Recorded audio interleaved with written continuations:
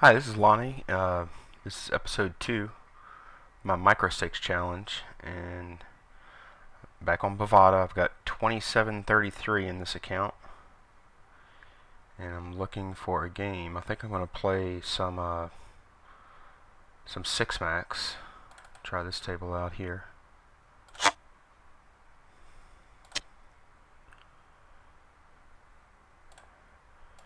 I always like to buy in the max. I'll reposition, and I'll go ahead and auto post. Now the theme I'm going to use for this episode is I'm going to try and raise, if I can, if at all possible. I'm going to try and pre-flop raise the first 3 hands when I sit down at the table. The thinking there is that usually whenever you first sit down, people are trying to, if they're paying any attention at all, people are trying to get a line on how you're playing. So if I raise, the first couple of hands, they're going to immediately think I'm a maniac. Even if I change my style of play after that, they still tend to go with your their first impression.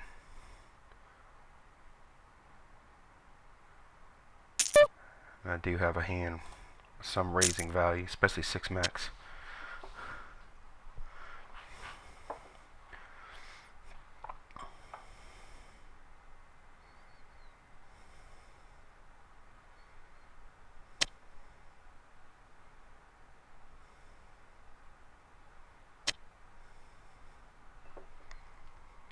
I probably would have raised this hand anyway, even without that theme in mind.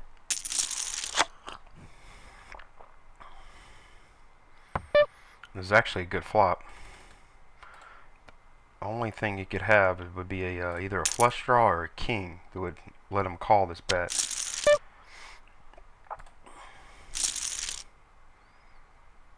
So even though I totally missed, I was in position, and it was pretty unlikely that my opponent hit that flop. Now if he calls that flop bet, that would throw off immediate warning signs. And I'm pretty much going to shut down at that point.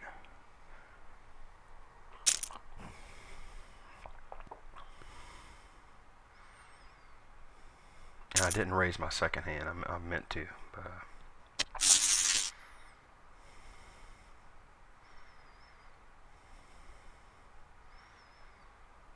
I'll try and raise the next one if at all possible.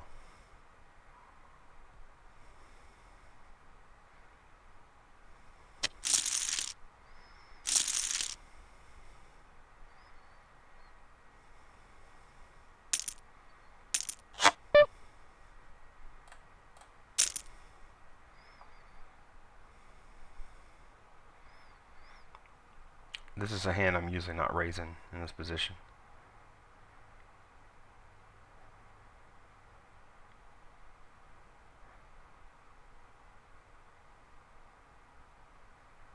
I don't know, 6 max plays so much different.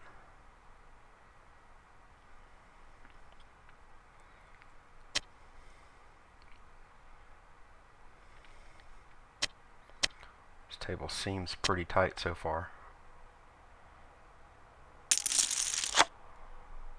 Flop a decent hand. I'm just going to play it the exact same way I played the last one.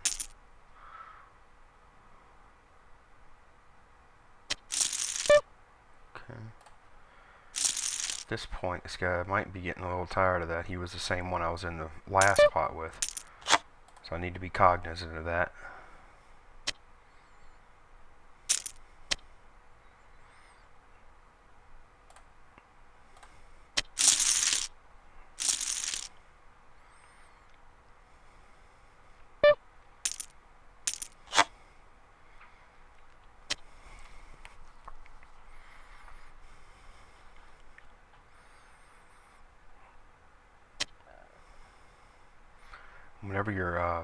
Whenever you try and like make an image for the table, you also need to be cognizant of your image throughout the hands you play. If if you have a very tight image and somebody's really playing into you, then they're going to have a stronger hand than if you have a loose image.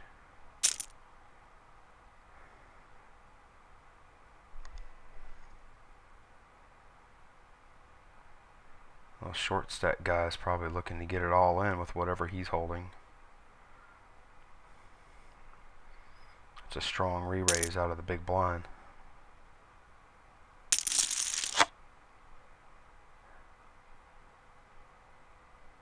It's probably shoving. Yeah. Probably like got aces, kings, queens, hands like that. Ace king, you're usually not going to see the big blind 3-bet ace king. Yeah, kings. Ooh, dirty. Ooh, really dirty. Nice. Nice. That's a good hand for us because it tends to put people on tilt. I had this guy red the whole way, so.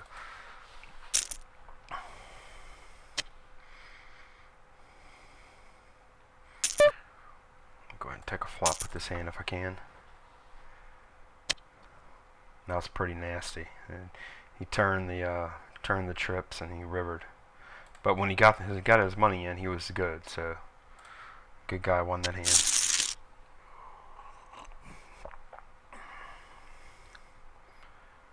If he bets, I fold. If he checks, I bet. I'm out.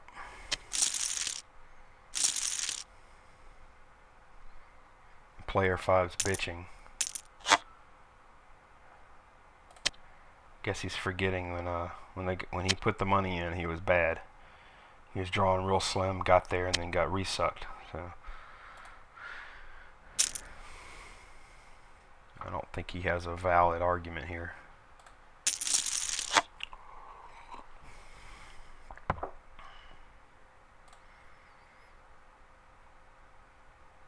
Like I would have flopped 2-pair again.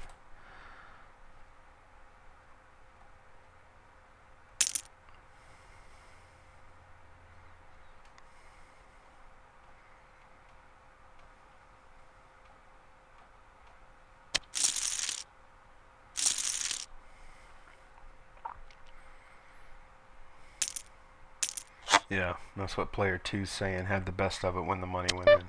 So.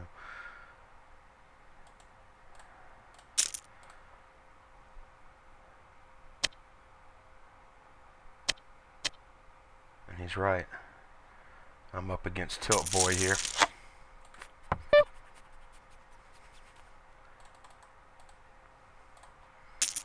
Feel like I'm spewing here. Let's see. He's probably got an ace. Just gotta cut my losses here. He doesn't have an ace. It feels like I'm spewing again. Take a shot at it.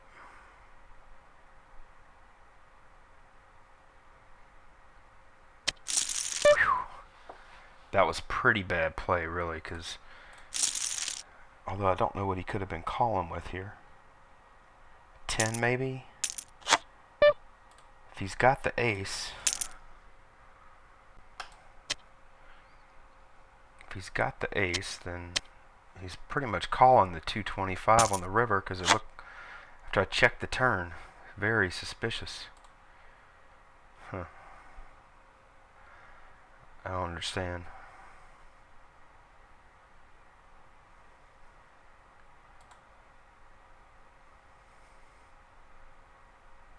And here I'm planning on calling a small bet, or if they check to me, I'm betting.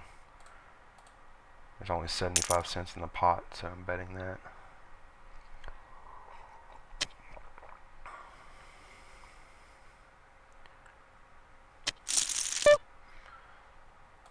That's why you bet those, because you give yourself 2 chances to win. They can fold, or you can hit your draw.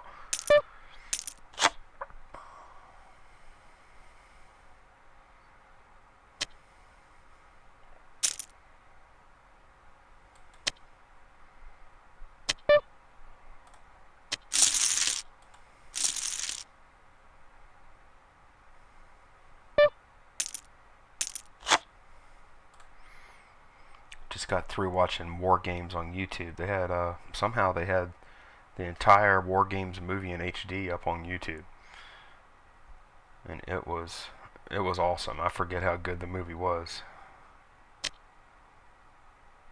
Incredible movie.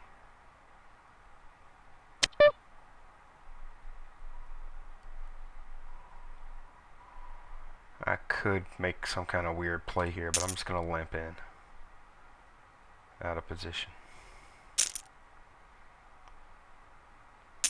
But I'm seeing a flop, damn it. I flopped the flush draw. Let's see how much he likes his hand. The last time he raised from the big blind, he had a big hand. Whew.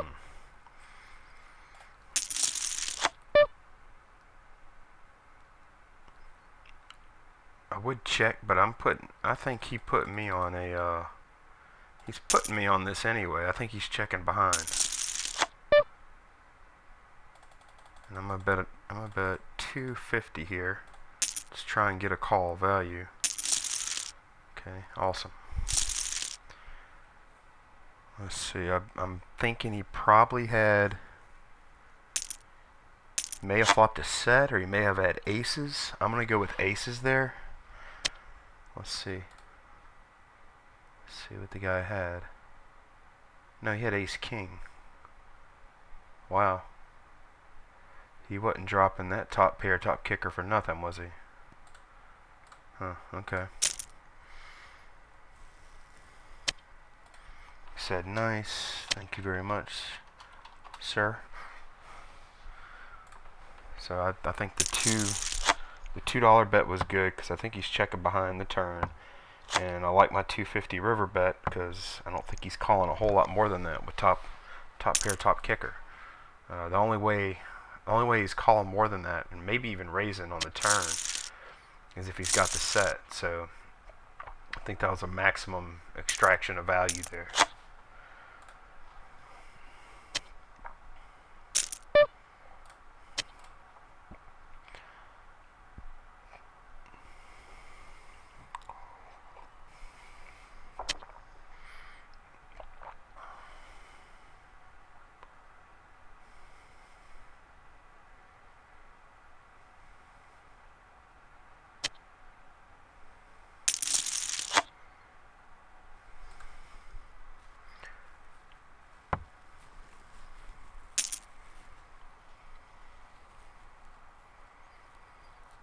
By me betting out on the turn and him calling, he doesn't really know where he's at. But let's say there's two other lines on the turn that could happen. I could say check, and then he bets, then I raise, and to me that would be a dead giveaway of what I'm holding. I don't know if he's going to fold or not, but it's going to put him on high alert. Or the other way is I check. Jeez, re-raise. The other way is I check, and he checks behind. Now, what can I bet on the river? I can't. I already missed a bet, and I can't bet. I might be able to bet 250, but there's no way I'm getting that turn money back in the pot. So, hoping number 6 comes along for the ride here. Good.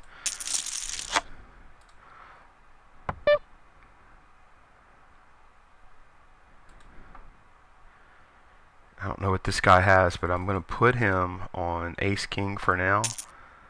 Let's see what happens. Nice. Nice.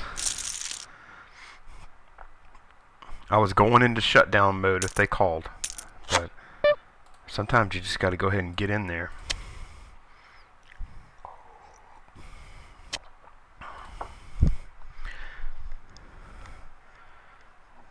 So far, this has been a pretty fortunate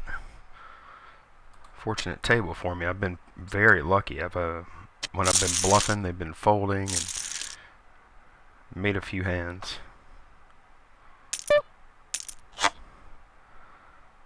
I'm going to make this my last last round. I'm trying to keep these sessions pretty short. I think one more round will probably take about 5 minutes. That'll put us right about the 20-minute mark for this session.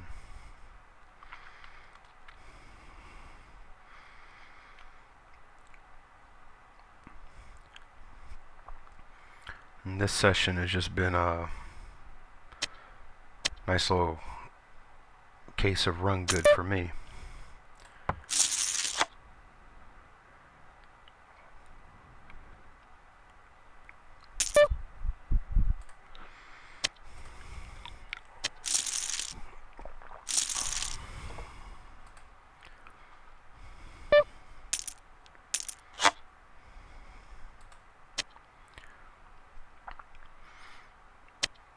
That last pot that I took with that flop bet, the reason I bet out on the flop, I bet $1.50 on the flop. I was looking at his stack size. He had about $9 in his stack, and he's thinking how involved I want to get with this hand.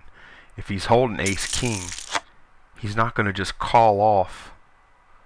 He's not going to just call off $1.50 out of a $9 stack, just trying to hit an ace or a king on the turn. So, wow, that guy's catching some hands.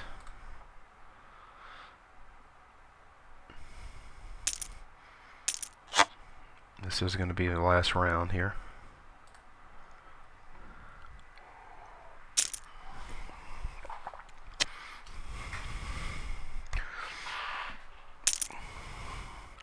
So, betting that $1.50 into that guy when he was a pre-flop raiser, I'm saying, yeah, I know you're the pre-flop raiser. I don't care. I'm betting anyway. So I'm going to put him to a little bit of a test there. If he raises or calls, if he calls, I'm probably just going to shut down. If he raises, I'm mucking. So my only chance to win that pot was with that bet right there.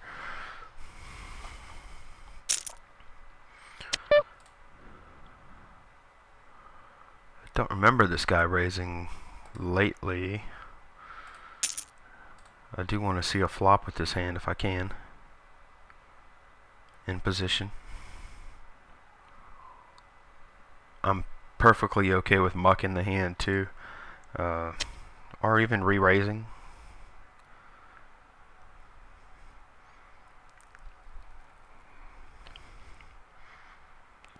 My 3-bet range is probably pre-flop is probably a little less than most people's.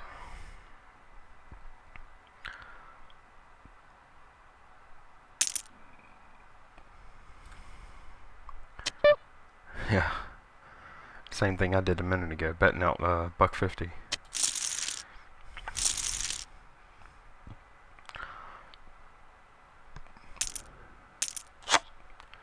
Fortune favors the bold.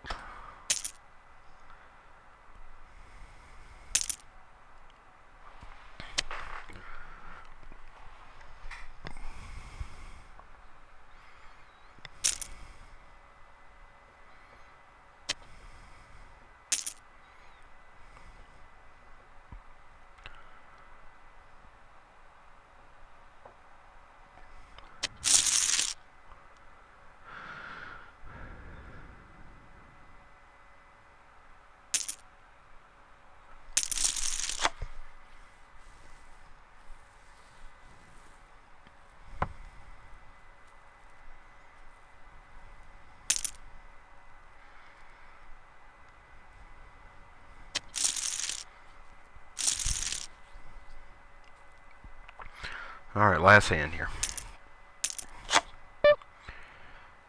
I get something playable. There's two ways to play jacks. You can play him big, which I'm going to play him big under the gun here. Or you can play him like queens, where you play him big, or you can play him like deuces, where you're just trying to flop a set or something. Because I always hear people say, "Oh, I lose." They talk about how much they lose with jacks, and if jacks are a good hand. If somebody's losing a lot of money with jacks, it's because they don't know how to play. There's no reason to spew off tons of money with jacks. But you just have to pick how you're going to play them. What a terrible flop, huh? Well, it's good and bad. I'm gonna go ahead and put a little raise in here, so let him know I'm not scared. Okay, good. That's good for me. I'll take that little pot. All right, so sitting out. Started this session with 25 in my stack. I've got 1488 now. That's 1488 to the good. So thanks for watching this episode, and I'll see y'all in episode 3. Bye bye.